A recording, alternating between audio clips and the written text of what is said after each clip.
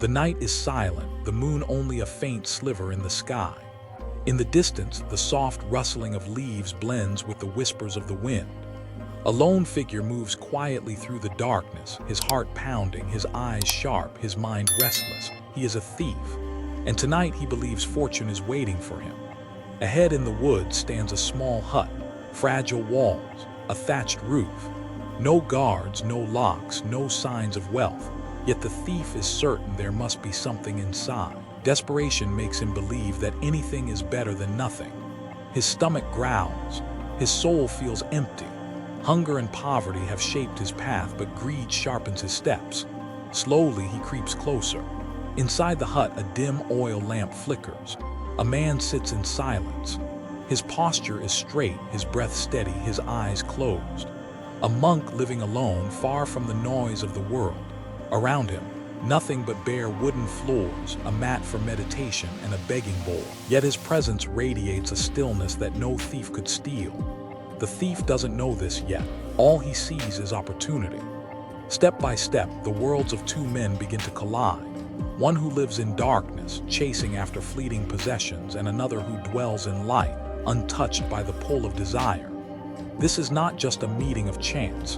It is the meeting of ignorance and wisdom, of craving and compassion, of fear and fearlessness. And in this silent night of shadows, a story will unfold, one that will not end with violence or punishment, but with something far more powerful. Because sometimes, the most dangerous battle is not fought with swords or fists. It is fought with the heart.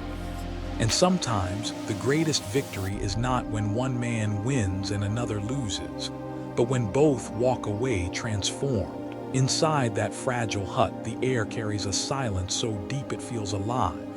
The monk sits cross-legged, his breath slow, his mind resting in the vastness of stillness. For him, this tiny space is not a prison of poverty, but a sanctuary of freedom. He owns almost nothing. A robe faded by time. A wooden bowl given by villagers who leave offerings. A mat where he sits in meditation. That is all. And yet within this simplicity, he holds treasures the world cannot measure. Peace of mind, clarity of heart, and compassion that flows like a river without end.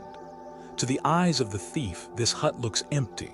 To the eyes of the monk, it is already full of life, full of lessons, full of the freedom that comes when nothing owns you.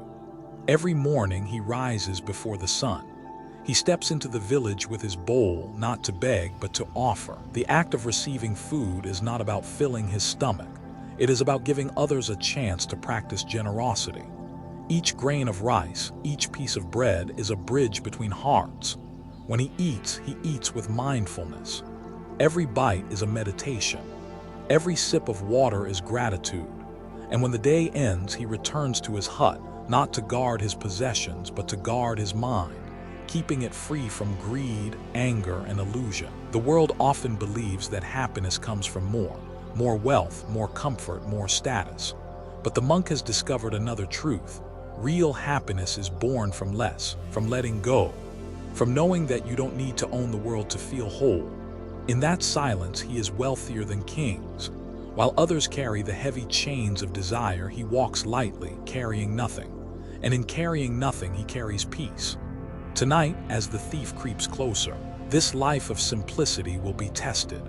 The world of hunger and greed will enter the world of contentment and compassion. But the monk is ready, not with weapons, but with wisdom. For a man who owns nothing has nothing to lose. And a man who clings to nothing cannot be shaken. The thief moves like a shadow through the night, his heart racing, his mind a storm of hunger, fear, and longing. Every rustle of leaves feels like a warning. Every snap of a twig echoes in his chest. He has walked this path many times before, seeking what he does not have, stealing what he believes will fill the emptiness inside him. But tonight is different. Tonight, the weight of his desperation feels heavier than usual. His stomach gnaws at him, yes, but deeper than that is a hunger he cannot name. It is not food he craves alone. It is security, respect, perhaps even a sense of worth. Life has been hard. Roads have been unforgiving. Hands that should have been held open in love have been clenched in survival. And so he steals, not out of malice but out of survival. He pauses, crouched in the shadows, peering at the tiny hut ahead. The world outside is cruel and loud, filled with rules and punishments. Inside, he knows there is a chance, maybe a small coin, a morsel of food, something that will quiet the gnawing inside. And yet beneath the desire for gain, a flicker of fear burns.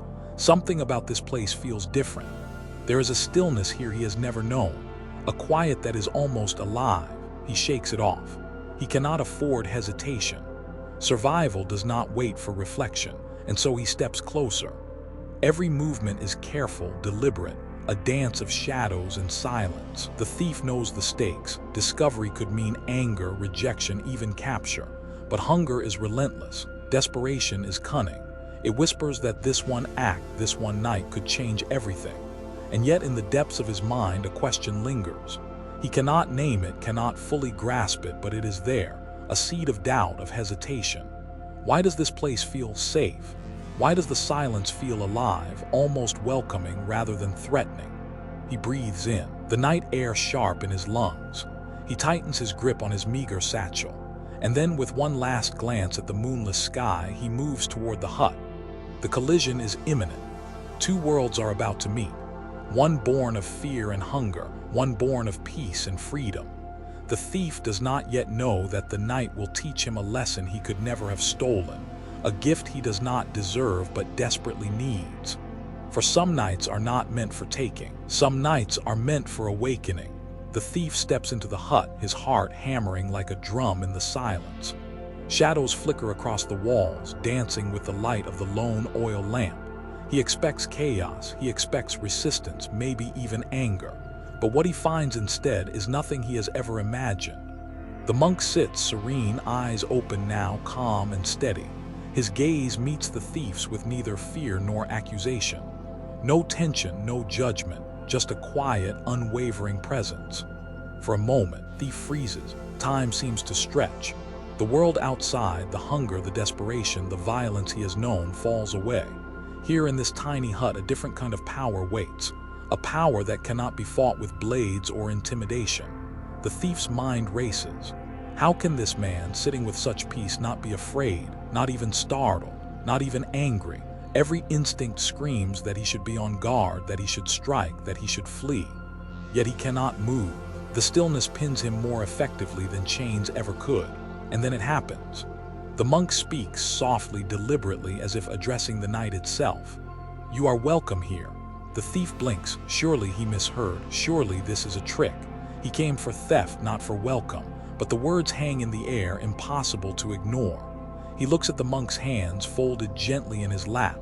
No weapon, no trap, just open palms, open heart. A man who has nothing, yet somehow possesses everything. A strange feeling begins to rise within the thief. Confusion, awe, and the first flicker of shame. He had expected confrontation, fear, perhaps even punishment. Instead, he is met with compassion, a force far stronger than any sword, far more disarming than any shout.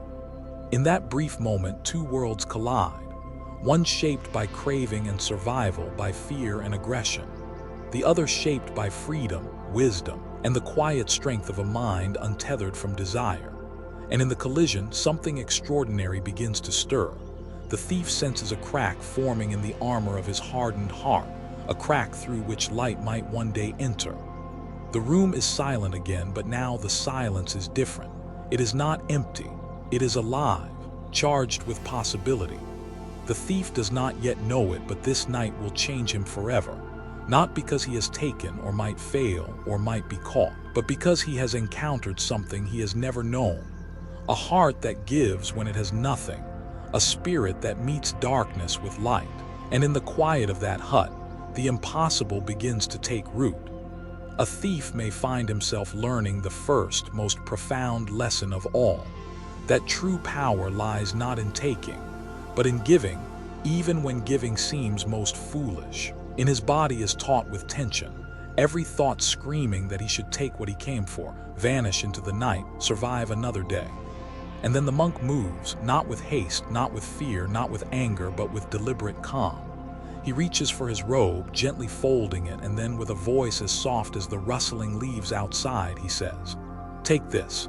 If you are hungry, let it feed you. If you are cold, let it warm you." The thief's eyes widen. Did he hear correctly?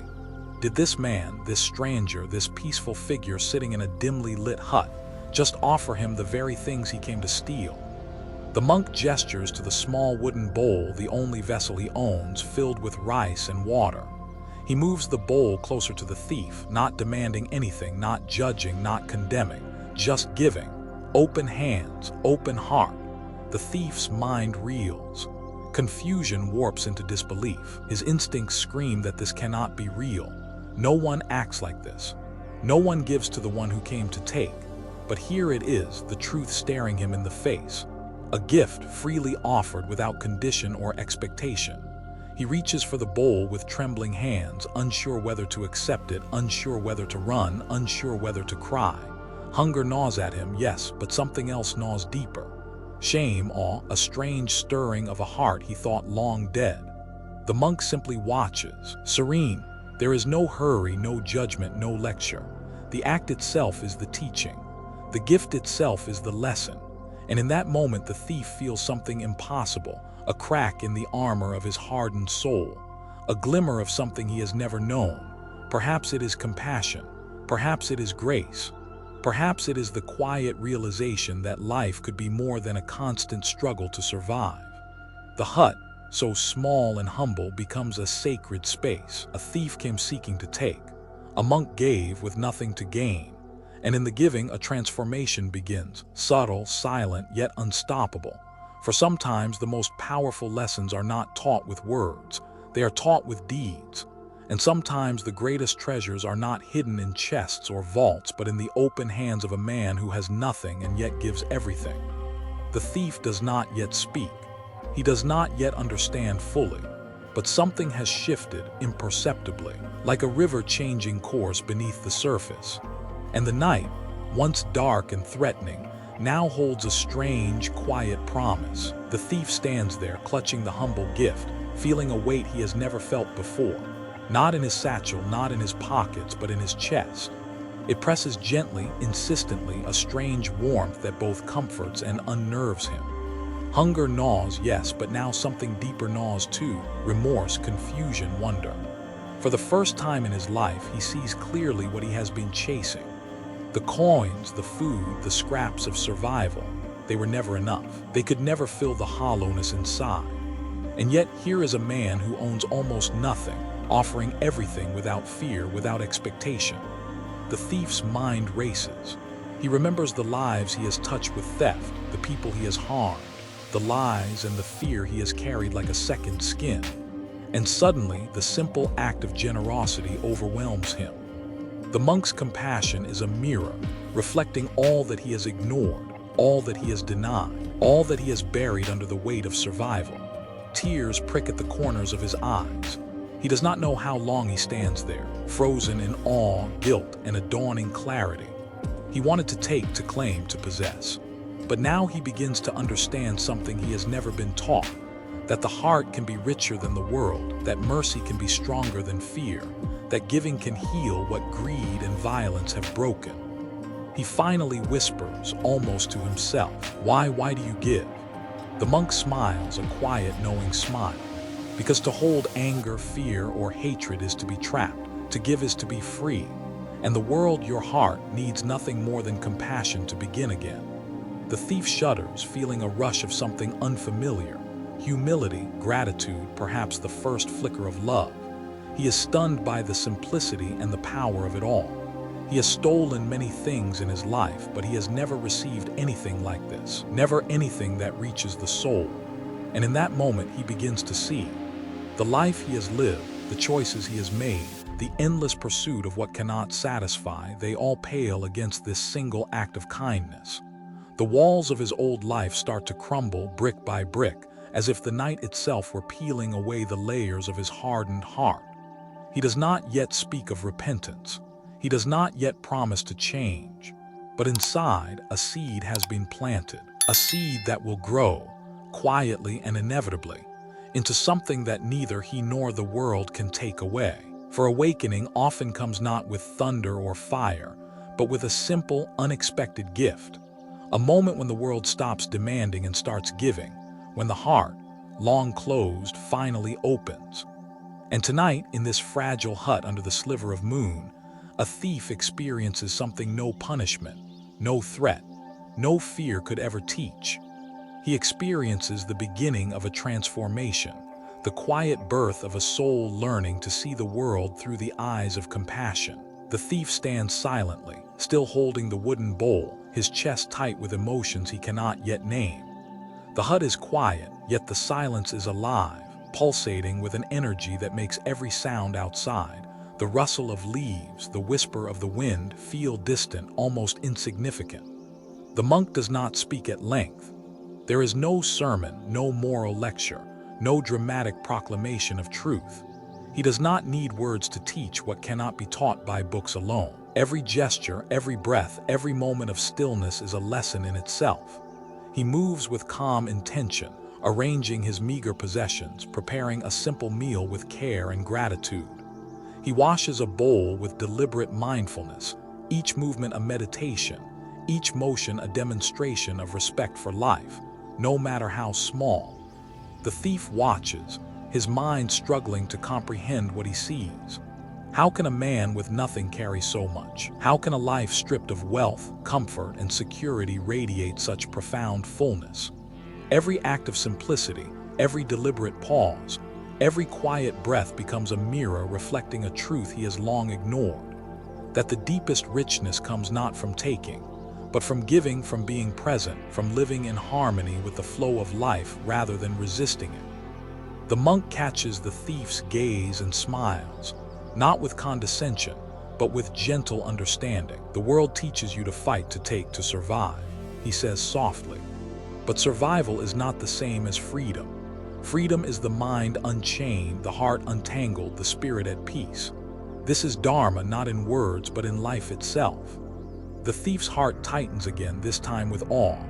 He begins to see that the monk's life, so humble and simple, is not empty.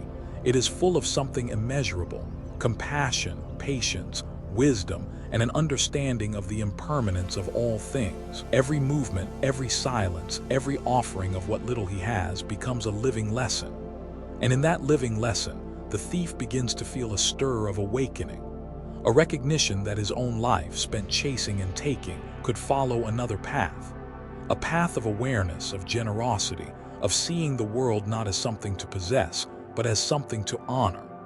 The night stretches on, and the thief does not speak, yet his mind is awake in a way it never has been before. He witnesses the Dharma in action, not as abstract theory, not as rigid rules, but as living truth. The monk's life, his actions, his being, are the proof that the heart can transform, that fear can dissolve, that even a hardened soul can be touched by compassion.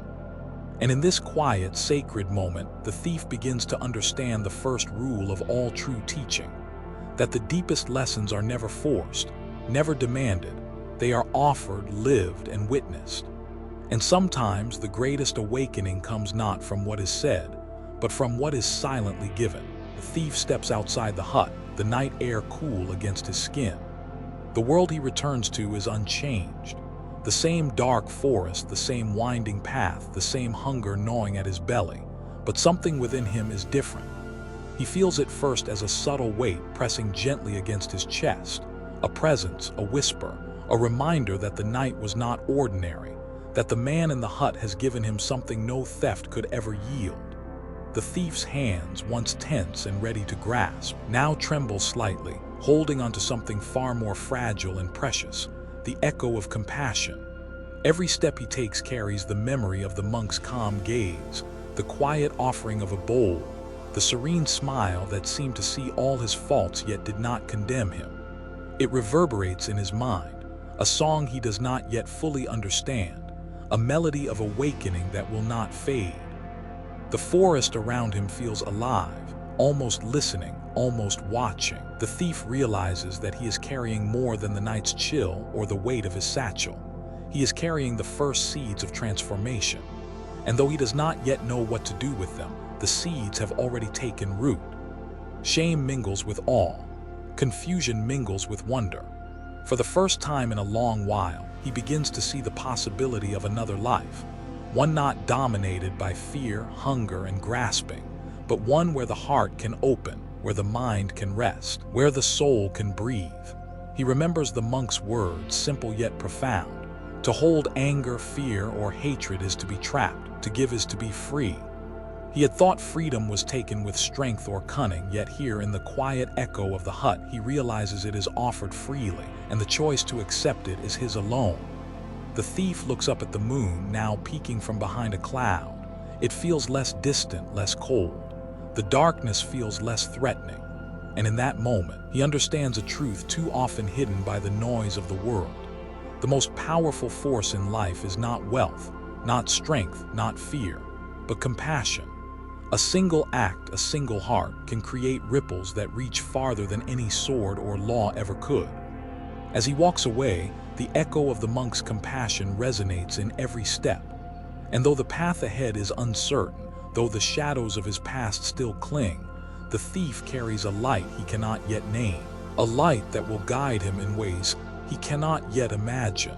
Some nights, he realizes, are not for taking, they are for listening. Not for stealing, they are for learning. And the echoes of that night, the echoes in his heart, will never leave him. As the thief disappears into the forest, carrying the echo of that night within him, we are reminded that this story is not confined to a remote hut or a distant past. It is alive, speaking to every heart in every time in every corner of the world. In our own lives, we face thieves every day. They may not be men with satchels or knives, but forces that rob us of peace, stress, anger, greed, jealousy, fear. Sometimes the thief is outside, an unkind word, a betrayal, a sudden loss. Sometimes the thief is inside, our own desires, regrets, or impatience. And yet, just as the monk met the thief with open hands and a calm heart, we too are offered a choice: to respond with the same patterns of fear and aggression, or to respond with compassion, presence, and understanding. The world will test us. The world will tempt us. But the greatest lessons come when we meet that challenge with a heart unshaken. Consider the thief. He came seeking to take, to satisfy a hunger that seemed insurmountable. And yet he left carrying something far more powerful: awareness, humility, and the seed of transformation. In our modern world, transformation often comes not from punishment, not from control, but from understanding, from seeing the humanity in others, even when it is hidden beneath layers of mistakes and fear. The monk's life teaches us another lesson: simplicity is strength. In a society that glorifies accumulation, speed, and noise, the greatest power lies in stillness, in moderation, in the ability to observe without being swept away. It is not wealth, status, or possessions that define us. It is the clarity and generosity of our hearts. We are also reminded that small acts have infinite ripple effects. One kind word, one patient gesture, one moment of generosity can change the course of a life. Sometimes we underestimate the quiet power of our choices. Yet history and every ordinary encounter tells us differently. Compassion is contagious and kindness is revolutionary. And perhaps most importantly, this story challenges us to rethink what it means to truly win. In a culture obsessed with victory, with competition and accumulation, the monk's victory is subtle, almost invisible. He does not take, he does not punish, yet he changes a heart. That is a victory the world rarely celebrates, yet it is the kind that lasts, the kind that frees not only others but ourselves. So, what does this mean for us today? It means that every moment is an opportunity. Every encounter, every challenge, every thief we meet, inside or outside, offers a chance to practice awareness, compassion, and wisdom. We may not live in a quiet hut under the stars, but the essence of the lesson remains. To meet life with an open heart is to transform it, and perhaps to transform ourselves in the process. And as we prepare to leave this story behind, carrying its echoes forward, we are invited to pause, to reflect, and to ask, how will we meet our own thieves tonight? How will we choose to respond to the world, to others, and to ourselves? Because the night of shadows and the gift within it is not just a story, it is a mirror a mirror showing that the power to heal, to awaken, and to save begins within the heart. If this story touched your heart, if it stirred something within you, take a moment to let it sit.